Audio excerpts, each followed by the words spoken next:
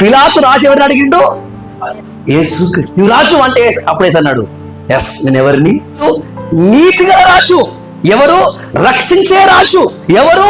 దేవుడైనటువంటి రాజు. ఆ దాస్యపు కాడిని ఇరగొట్టి మనలందరినీ రాజులైన యాజక సమూహముగా చేయుటకే యేసుక్రీస్తు అలా వచ్చారు. 1000 సంవత్సరాల కిందట రాజులకు రాజు, ప్రభువులకు ప్రభు అయిన ఆయనే నన్ను రాజుగా చేయడానికి, రాజ్యంలో చేర్చడానికి, దేవుని కుమారుగా ముద్రించడానికి ఆయన గాడిద పిల్ల మీదకి వచ్చాడు కదా.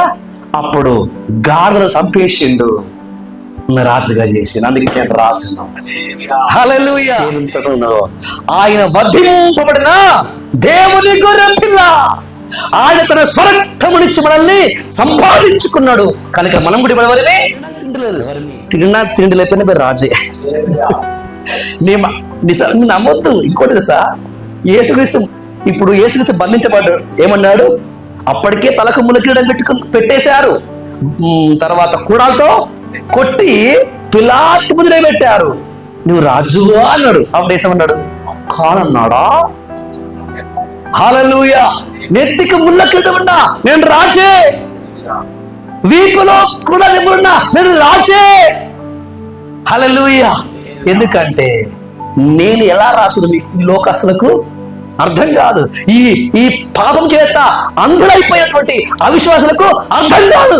కానీ మనోనేత్రములు వెలిగింపటి వారికి మనం ఎవరో మనకే తెలిసింది. హల్లెలూయా. చివరికి యేసు దిగంబరులుగా చేశారు, సిలువేసేశారు. అప్పుడు కూడా ఏం పడుంది చెప్పండి?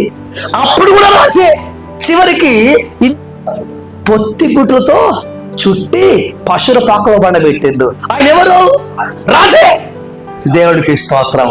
నువ్వు రాజు అనేది ఈ భౌతికమైన కీటాన్ని బట్టి కాదు, భౌతిక కనబడే అధికారం బట్టి కాదు, భౌతికమైనటువంటి వస్త్రాన్ని బట్టి కాదు, కానీ దేవుడు మనకు అనుగ్రహించినటువంటి అధికారాన్ని బట్టి, పవిత్రాత్మను బట్టి, ఆయన ఇచ్చిన విమోచనను బట్టి మనం ఎవరివి? రాజులమే.